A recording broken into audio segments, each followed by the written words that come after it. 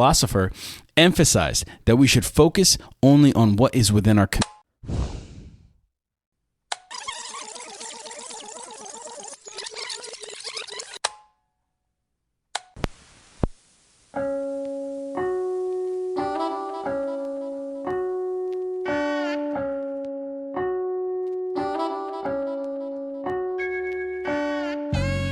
I'm Rich. And I'm Josh. Make sure your Walkman is at full battery because we're diving into our dad tapes.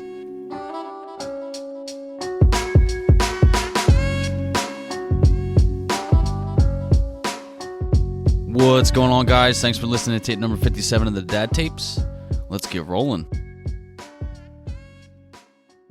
So, what are we drinking today, bro? Tonight we are drinking one that was recommended by the guy that works in the liquor store by my house, actually. Nice.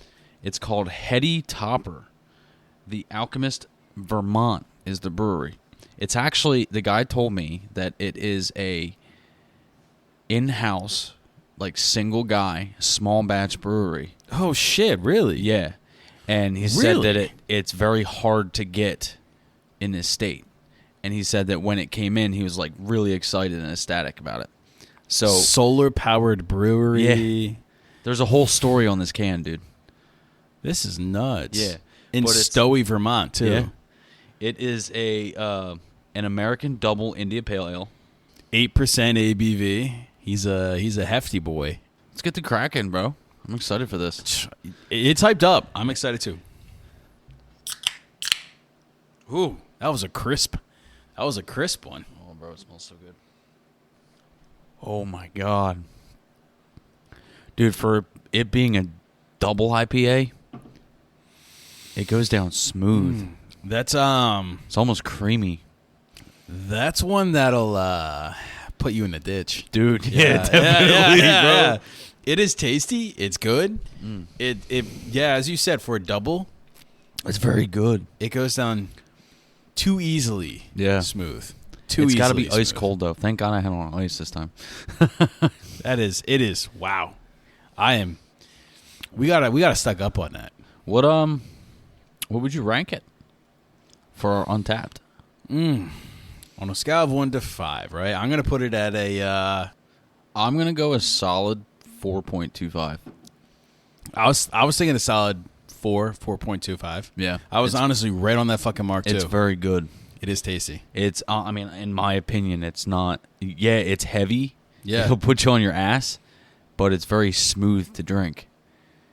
it is. It's good shit. You know what? No, there's a really good aftertaste on there. Once it sits on the tongue for a little bit, I might even push it up to a 4.25 or a 4.5. I don't know. Because of the way, you're right. You bring up a good point. It's a double IPA, and it goes down so fucking scarily smooth. Yeah, it's almost like drinking on a hot day when you're trying to hydrate. It's like drinking a nice ice cold bottle of water. Something you need to fucking do. Yeah, dude. But anyway, speaking of that, how's your fucking week been, bro? Dude, how's your couple weeks been? Because it's been it's been a few weeks. We've had some family situations occurring here. Yeah, I mean, it's been fucking rough the past 2 weeks. Allie was in the hospital again. They didn't exactly know what was going on. It was kind of like it was a woman thing. I'm not going to get into detail because, I don't want to put her business like that out there, you know what I mean? Blanket describes it as a woman thing. Yeah. I love that. But thank goodness that's all, figured out. Everything's okay, Yeah. Found out my grandfather passed away on Monday. So it's like, that was my last grandfather, you know what I mean? Yeah. So it was a little hard. It hasn't hit me yet.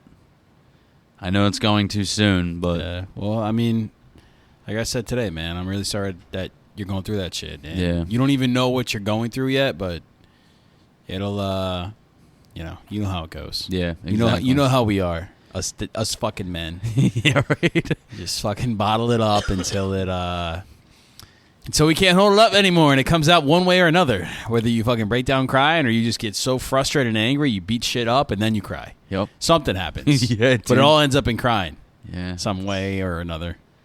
But, yeah, and between that, yesterday I almost fell out at work. The end of the day, I'm climbing in my truck to put my tools away. And then literally, it was like a light switch, bro, because it's been very hot and humid lately. And as soon as I'm in the bed and I'm putting the stuff away, I'm seeing stars. And I'm starting to feel like, you know how when you feel like you're about to faint? Yeah, yeah. I'm like...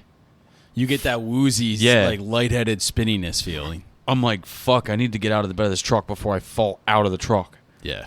So I climbed down. I ended up having to... So I got done early as hell. I was done at 3:30.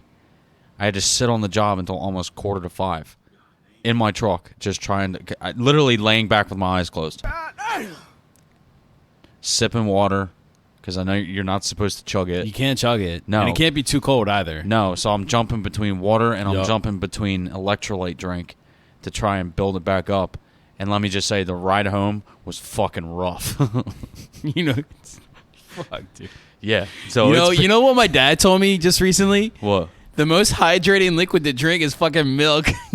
Having a glass of milk on that fucking bed in the truck in the fucking 90-some degree heat. Sunblasting down. Instant curdle, bro. Drinking a glass of milk. That'll get you hydrated. Got milk. Thanks, Bob. Bob's little tidbits. Might make that a little segment. Shout out to you, Dad.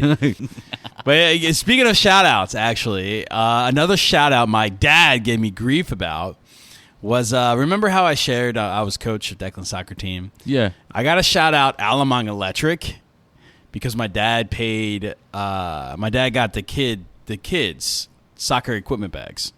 Oh, no shit. Yeah. It was spring ball, basically. Cool. So he got them all, soccer bags for their equipment and balls and shit. So that's cool. You know, got the little Team Alamang logo on there that he made up, and I'm not gonna lie, I love it, dude. I still use them to this day. You think all you my guys coach should equipment in there and everything. You think you guys should put Alamang Electric on the back of the T-shirts? Because I know, like, no, we can't.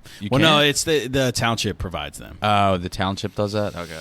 Yeah. Because I know I've seen kids wearing the shirts that have like, it's like the advertisement for like the company that's like sponsoring the teams and shit like that. Well, so that's to kind of not, I guess, to digress. That's kind of how it is. The township provides the uniforms, but they do have some sponsors. They're just written on the back. Yeah. And they're just randomly hand them out. It's not like it's assigned to a specific team or anything like that. Oh, okay. So, yeah. You know, that's like last in spring we actually had Bennett Chevrolet. Oh, okay. Who was the sponsor, but they actually sponsored that entire age group.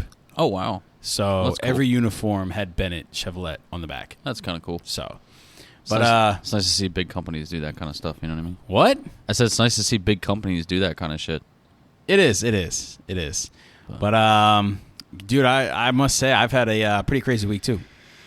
Yeah, I kind of saw that. Your ankle's like bright fucking purple, bro. Okay, all right. It's not bright. Okay. You're painting a wrong picture here.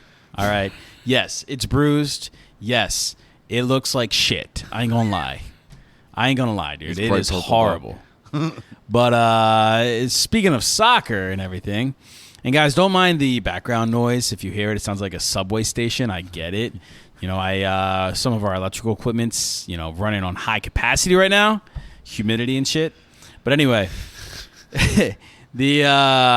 so as I'm coaching again this season, one of the things the township is requiring is these like classes. So, and it was from Rutgers. Wait, classes for the kids or classes for the coaches? Coach. Oh, okay. And this Rutgers class, it was basically safety classes, right? So you could pay $40 and not get reimbursed for it. Just throw out $40 just to meet this requirement. That's not even required by the soccer club, but it is required by the township, which is ironic, but it just works out that way. Because the way that EHT works, the club is its own association rather than it being underneath of the rec. Yeah. So the alternative was to work with the state, and they have a license, like a state coaching license course. Oh, wow. For $55. It met and satisfied all of the same requirements that the township was requiring coaches to have. Yeah. Plus, because it's a state license, like a coach license. You can go anywhere. Well, not only that, but the township would reimburse it. Oh, wow. So it was only $15 more, but it had like a couple more required things of this course. But I was like, screw it, dude.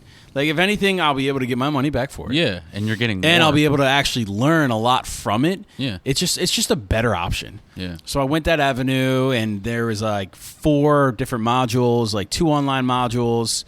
One module was like you have to submit like your coaching philosophy and everything. And then the 4th module is like you have an in-person training. It's a state required 3 hours. No shit. So that's what we had. And there were some drills that we had to do. And God. it was all volunteer based, so I volunteered. And he set up a nice little small field for our little 4v4 and just showing like some things for coaching and observations, because their philosophy with it's just all different than what it used to be. But I'm in a drill, and the field, it was just a shitty field. It was just bad footing, right? But I went down. I rolled my ankle. I rolled my ankle so bad, dude. Oh, God. And when you talked about that feeling when you know you're going to pass out, right? I got up. I stood up. I walked around. I'm like, I can't. I'm done. I handed my penny to another coach. I'm like, I'm sorry, coach. I gotta take myself out of this one for now. Got some ice packs, right? I'm starting to walk around a little bit, and I got that like lightheaded dizziness where you're like, fuck, I gotta sit down. It's the pain. Yeah, dude. The pain was gonna fucking knock me out. It was like, I gotta sit down before I do fall down. It was, dude, it is the most severe sprain I've ever had in my entire life. Ugh. It is. You've seen it, man. Yeah, it's not. It is. It looks not pretty. It looks like my wife called it the Frankenstein foot. It's just, it's horrible. Looks like you got fucking Barney feet, bro. Fuck, dude. You should have saw it 2 days ago when it was still more swollen than it is right now. Oh, God. Yeah, it was brutal. Hi, Fred Flintstone. Yeah. Okay. No. Okay, dickwad. But anyway, other than that, it's been a kind of mundane, boring couple of weeks for me. I mean, just a getting the kid ready for soccer, and signed Bridget up for soccer, so she's up the wait list. She'll be playing soccer too. Nice. Dance and soccer now, so that'll be exhilarating, I must say. But pretty. This is the thick of it for us parents. This is when it starts for us. Yeah, I haven't heard anything about that yet, so I'm kind of. I know I will soon. You fucking will soon, bro.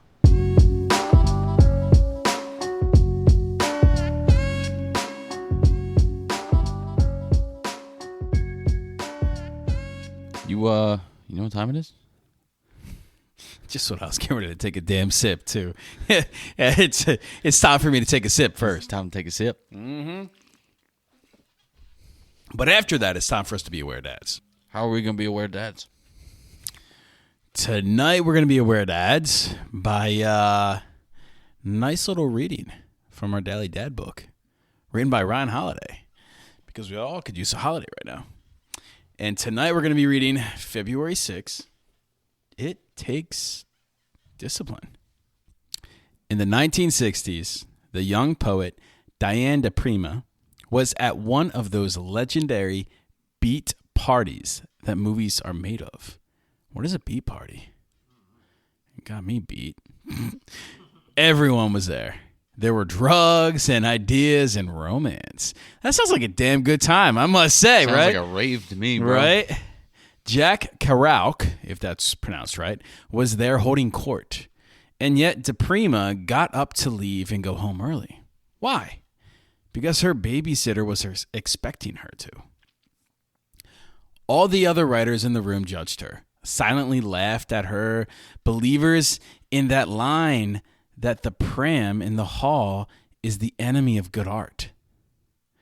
Kerouac was not so silent about his disdain. Unless you forget about your babysitter, he said to her in front of everyone, you're never going to be a writer. De Prima, a good parent anyway, left. As Julie Phillips writes in her fascinating book about creatives and parenting, The Baby on the Fire Escape, She believed she wouldn't have been a writer if she'd stay.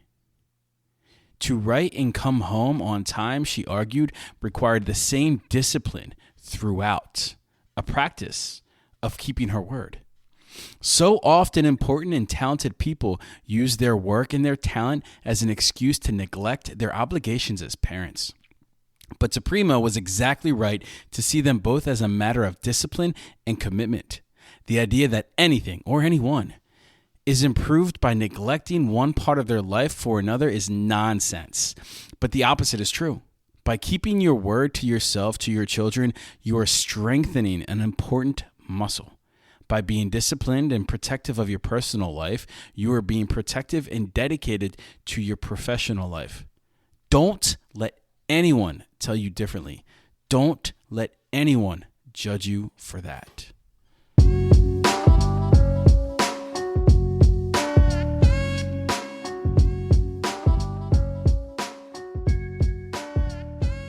Tonight, dads, we're diving deep into some philosophical territory. We're asking a pretty heavy question. What in your life is truly worth of eternity? And if you're not living the life you want to live, how do you make that change? We're drawing inspiration from dead philosophers who figured this stuff out centuries ago. It's time for a data dump. According to Aristotle, the highest human good is eudaimonia, often translated as happiness or flourishing, achieved through virtuous living and cultivation of excellence. One noteworthy philosopher emphasized that we should focus only on what is within our control and live each day as if it could be our last. Socrates declared that self-reflection is essential for meaningful existence. Research from the study of adult development spanning over a massive 80 years shows that good relationships are what keep us happy and healthy throughout our lives. Dr. Waldinger's findings indicate that social connections are better predictors of long-term happiness than money, fame, or even career success. There was a study that identified 6 key dimensions of a life worth living: self-acceptance, personal growth, purpose in life, environmental mastery, autonomy, and positive relationships. Viktor Frankl's research with Holocaust survivors led him to conclude, in man's search for meaning, that those who could find meaning in their suffering were more likely to survive and thrive. That's really fascinating. Wow. I like that. And it ends with a little kind of blurb, right? Memento mori. And that translates to remembering death. And it's a central philosophy that shows mortality salience actually increases motivation to live meaningfully. I want to start it off with a pretty heavy question, right? Okay. If you knew you only had 1 year to live, what parts of your current life would you immediately change or eliminate? Not going to lie to you. If I had 1 year to live, I'd probably quit my job. And I would probably just focus on trying to give my kids the best memories of me that they can. And enjoy the time that I have left with them. Now, with you having shared custody, that's going to influence it. How would you work around that? Honestly, I'd probably be upfront about it. Be like, listen, there's a possibility. This is what I was told by the doctor. Hey, this is the amount of time I have left. Well, not even if it was speculative. What if in a hypothetical world you knew, we all that? There was this Justin Timberlake movie where they had the counter on their arms, time. Yeah. And you just knew, hey, I have literally just this much time left. I have no ability to get more time or nothing. I'm done.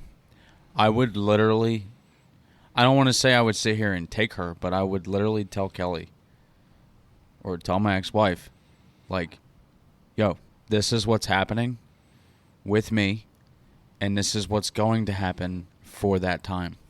And what would you do if she faulted?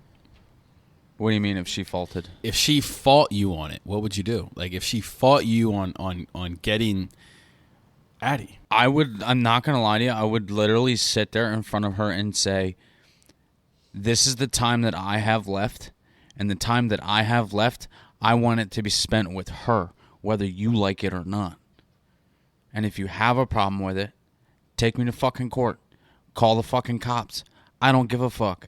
Because that time that I have left, I'm going to make sure that she remembers that I was a person that she wanted, that she had a good fucking time with. Okay. And had someone that she loved. Okay. And loved her. I respect that. Now, just to play devil's advocate for a second, wouldn't it be also fair to say that the time, and because if you were able to know, everybody would then know, right? And we're going down a rabbit hole here, right? Oh, yeah, here we go. Everybody would then know. So then wouldn't you also have a bit of selflessness or desired selflessness with your ex-wife in hopes that you can at least come to a compromise? Because she would also know how many hours or how much time she has left. And for her, that's also like, I mean, let's just all call it out for what it is. As much as you want to live every fucking second of your life left, knowing that this is how much time you have left, you want to spend it with your kids, she would probably want to do the same. I would hope. Yeah. So what if instead of having Addie, what if, like, what would, like, a 50-50 custody? Yeah. 1 week and 1 week. Yeah, I mean, I would enjoy that. I would get the time where I could go do things for myself. But at the same time, I mean, like, I would hope that I would have her more because, like, honestly, I mean... You'd be on the shorter end of the time stick. Yeah. I mean, I would much rather have the time that I have left to spend with her, and we could both do the things that we can do. I mean, yeah, there's times where, I mean, obviously, Addie's going to be in school, you know, shit like that. And the time that she's going to be in school, I can do the things that I want to do. And then when she's out of school, I can do the things I want to do with her. And she can do whatever she wants to do with me, like vice versa. I don't have a problem with that 50-50, like, hypothetical situation. Mm-hmm. But at the same time, I would want to be selfish.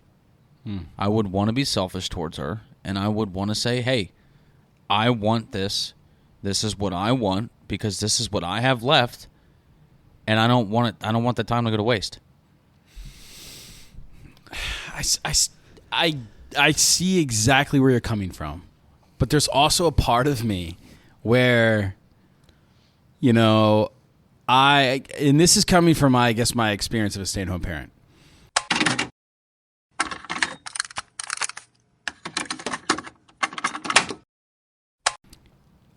And that matches a lot of like what your ex-wife had done, especially when you guys were together. That I would want that time too. And I would respect the fact that you know exactly when you're going to die, just like everybody else would. Yeah. It would be the new norm. Yeah. And I would respect the fact that you know you only have 365 days left, and every single day off of that is 1 day off, or every single day we're alive, the next morning is 1 day off of that. Yep. That calendar you have left. But as it is for me. So I would also, maybe it's just me being such a type of person that always tries to create a sense of balance and harmony for everybody. Yeah. That I would willingly sacrifice, even if it was 50-50, I would be willing to do that for one simple reason. That little girl that we're both fighting over, she deserves both. Yeah, of course. So that would be the only thing in me that would drive me, because at the end of the day, we also know, unfortunately or maybe fortunately, when that girl's going to leave. Yeah. So me personally, in that situation, knowing that I would have 1 year left, I see where you're coming from, and I get that selfish drive, because a part of me would want to just, why give it up? I have 1 year left. Of course, I want to spend 365 days out of 365 days with my kids. Yeah. If I know I had 1 year left, I would want that. Yeah. But I also know that those people are 50% of somebody else. Yeah, of course. But the one thing that I also think about too is you got to, when a doctor goes and tells you, hey, you have a year to live, it's not always a year though. It could We're be not more. going down that avenue. No, but I yes, know. If we went down that, if that was a story, But yes. this is what I'm saying here. Like, my point being, with that hypothetical situation of you having a year left to live, it could be more, it could be less. I don't want to be on the shit end of the stick and it end up being less, and then that time cut in half even more of not having my child, to be able to spend that time that I have left knowing it's supposed to be a year, but it could be less. You get what I mean by that? Yeah, no, I do. And that's the conflict. That's the conflicting part.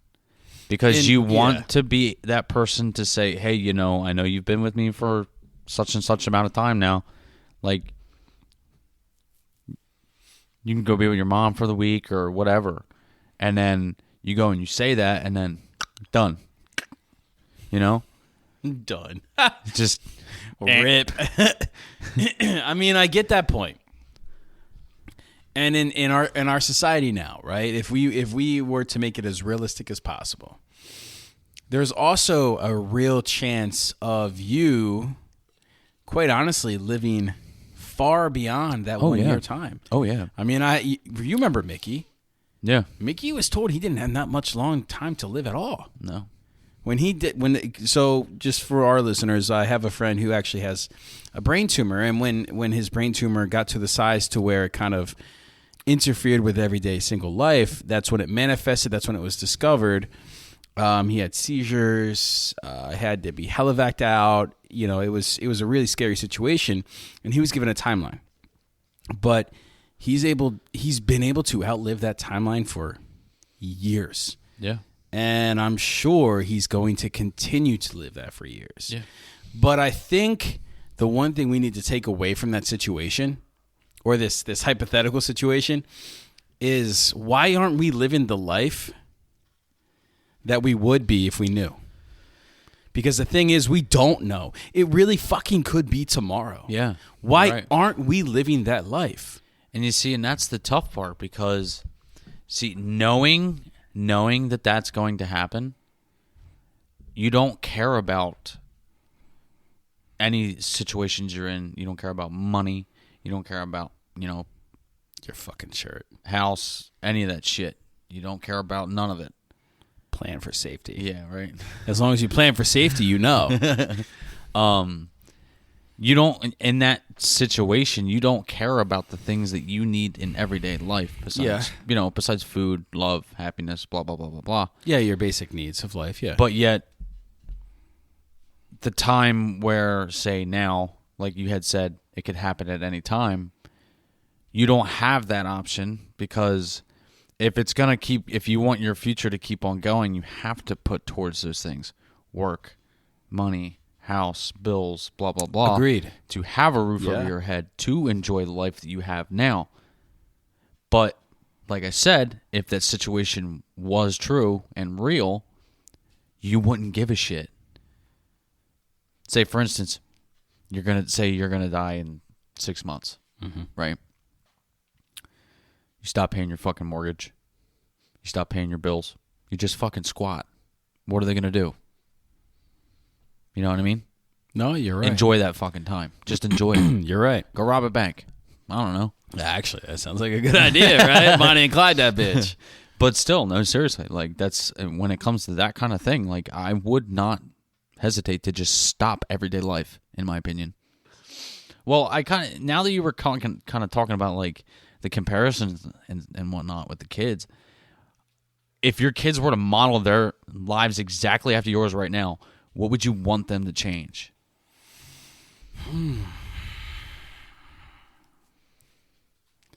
That's a tough question. Yeah. That's a tough question because... One, they're kids. Yeah.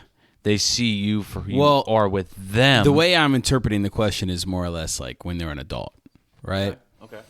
So how I would want them to more or less... I don't know, man. It's I really don't have a straight answer for that question. It's a loaded question. The only thing I would want them to kind of really change is just adaptability to their own values. I don't want them to here I am as a 35-year-old guy. I'll just say as a 35-year-old adult because I have a daughter as well. Yeah. I don't want them to be in a position in their lives when they're in their mid-30s and still not have the ideal position of where they want to be in life. Okay. And what I mean by that is this. I'm a stay-at-home parent. Genuinely, I love doing that. Yeah. But I'm not also going to sit here and say that this is my dream job. Because I will say, I do think this is a fucking job. It's not the hardest. It's genuinely, it's not the hardest job in the world. But it does suck some days. But it's not like a job that I've dreamed of. So the only thing that I would want them to change is just knowing what they want to do. But I really think that's a large ask for any individual. So it's not something I could ever expect. Yeah. You can't expect, circling back to the college aspect, right? Where you thought you could be a cook and that's what you wanted to become as a chef and owning your own restaurant. It is so asinine to expect an 18-year-old child. Yeah. And I know you're 18 and you can go off and fight for your fucking country. You can't buy cigarettes. You can't buy alcohol. You can't even buy marijuana in the state of Jersey. Nope. But you can go overseas and you can fucking But you die. can literally bleed out for your people at home, people you don't even know. Yep. But you're still a kid. Yep. And you're expecting that same kid to know exactly what they want to do in college. Yeah. And not only just that, invest tens of thousands, potentially hundreds of thousands of dollars into education that, how often do you know of friends who changed their degrees midway, I have a perfect example for you. Me. With my job. I am completely certified to be a welder. I can literally go anywhere if I wanted. And the only welding you do, is your ass on the toilet. Yeah, either that or fucking cheese on a cracker. That too. But it's the sacrifices you have to make. Well, then actually suck. that leads me to a question, a good question, I think. So, as a dad, right? What things do you find yourself really worrying about that are completely outside of your control? Because when you're painting that picture of that dream job or this job or that job, you can't go back in time. No. The only thing you have in your control is to be able to change that now, right? Yeah. But there's so much at stake and at weight for that. And I consequences. And consequences. Or even risk reward. It could be high risk, but also very high reward. Yeah.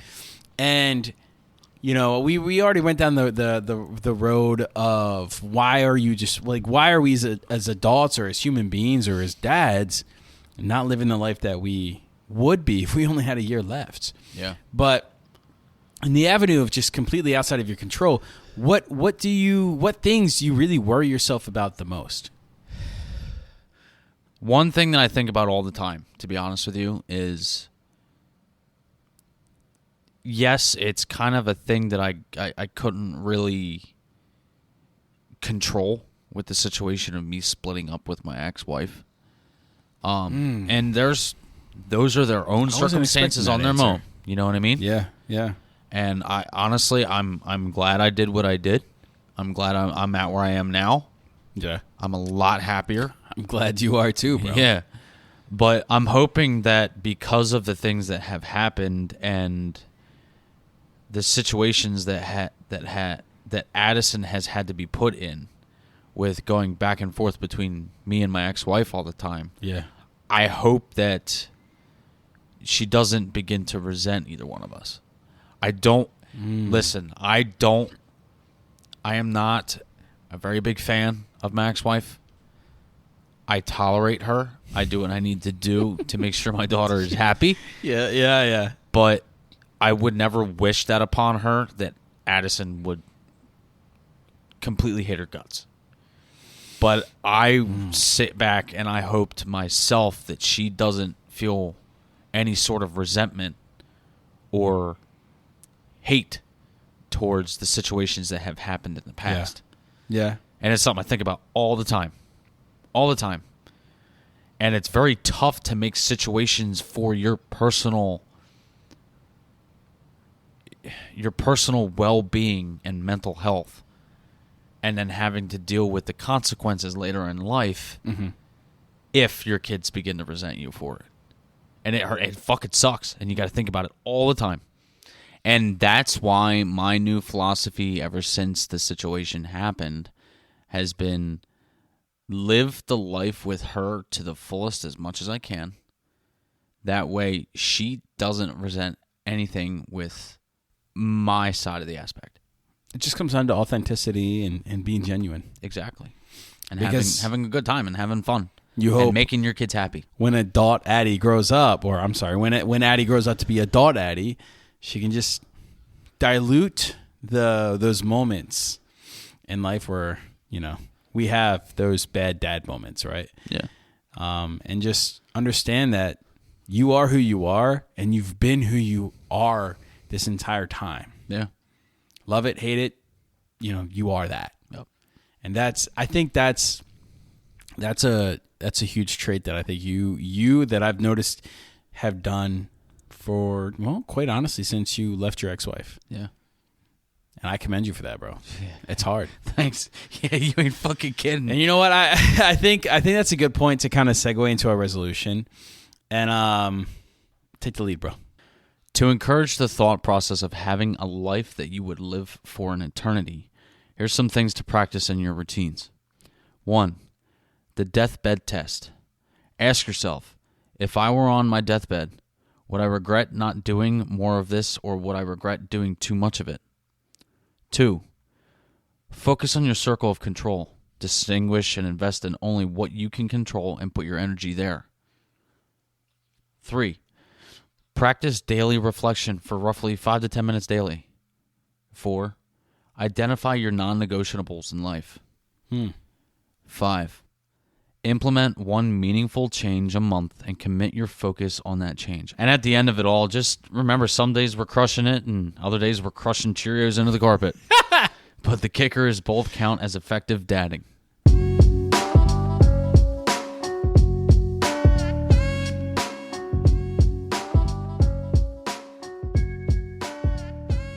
You know what time it is. I hope you're ready for it. I have to go sit on the bowl. Well, I mean, I'm not talking about the time. I'm talking about the time of the show, bro.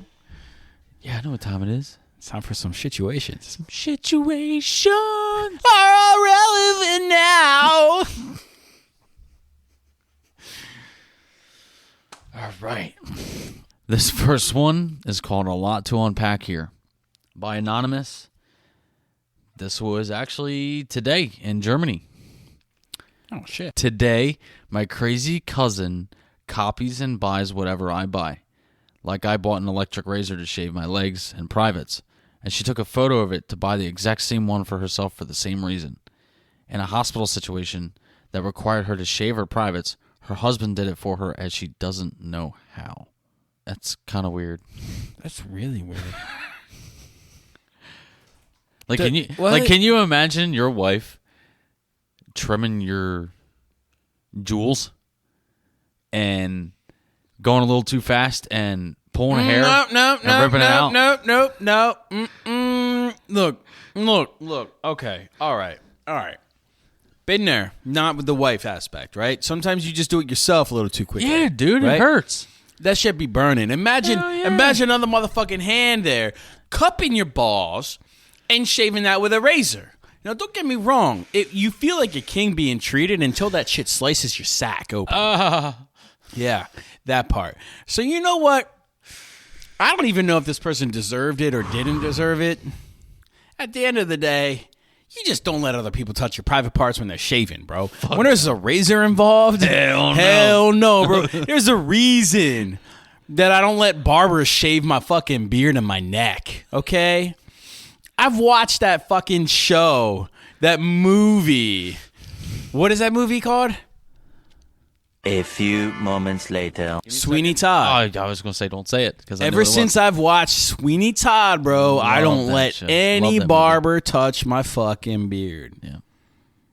Because they do have them razors. Yeah, I know. And they be wielding them shits, pretty quickly. You're vulnerable. They're very good with them. I get mine done. Yeah, clearly they are. That's why I don't trust them. Give me somebody who isn't. They ain't gonna cut my neck open. Somebody that's too good with a razor? I'm a little skeptical. Yeah, you know what? Now that I think about it, Let me just shave it myself, right? yeah, I'm not gonna leave yeah. myself that vulnerable. Yeah, no. You're playing around with my fucking jugular, literally. Do my eyes deceive me? This is today by Anonymous in Australia. Jesus. Today I received a ticket for an upcoming flight. The booking reference code was CR4SH crash FML. Oh fuck. Dude, I won't be getting on that fucking flight. CR4S8. No. That's Hell no. That's gotta be fake. And if it's not fake, you made the right decision. Fuck that shit. Fuck that shit. I'm out. Fuck that. And we'll just kind of grab this one as the last one. It's yesterday in the United Kingdom by Lolette. Consumer complaint. Today I spent £65 on a pair of jeans after scoring Depop and eBay for hours, only for literally my dream jeans to then pop up in more recommended after purchasing, and for a cheaper price, and faster shipping. Wow. After 6 hours of searching and spending the last of my paycheck on a non-refundable pair of jeans, FML. You deserve that one, bro. And that's why I stay off of eBay. Oh, fuck it. Because Hey, bro. I would be that fucking lucky fuck that I would bid and bid and bid, and someone would go to outbid me, and then I'd put another bid in, and it'd be way too expensive, and I'd be fucked. You'd be like, I'm going to fuck you up, bro. Yeah. $130. And then they don't bid again? And you paying $130 for a deck of cards. But we're not necessarily on eBay, but where are we at? Be sure to follow us on all of our social media accounts. Facebook is /DadCapes, Instagram at the Dad Tapes Podcast, Twitter at the Dad Tapes, and TikTok at Dad Tapes Podcast. Be sure to like, subscribe, and leave a review of the show. You know, wherever you guys listen, it truly helps us out. Now, before we wrap up this tape, right, let's get down to our weekly dad jokes. What is heavy forward but not backward?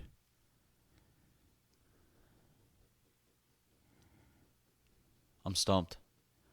A ton. Oh man, that is probably the best dad joke out of this entire collection we've had so far. All right, I got one. Why don't you want to get caught by a gang of mimes? I don't know. Because they will do unspeakable things Oh to you. God damn it! God damn it! All right. Yup. Yeah. I'm gonna rewind the tape, and I'm gonna go to fucking bed.